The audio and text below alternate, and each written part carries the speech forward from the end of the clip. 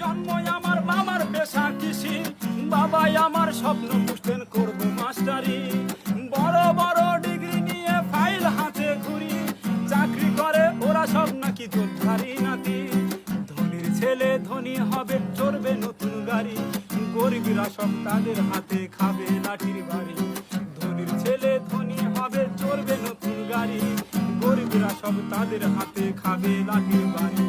গর্জে ওঠো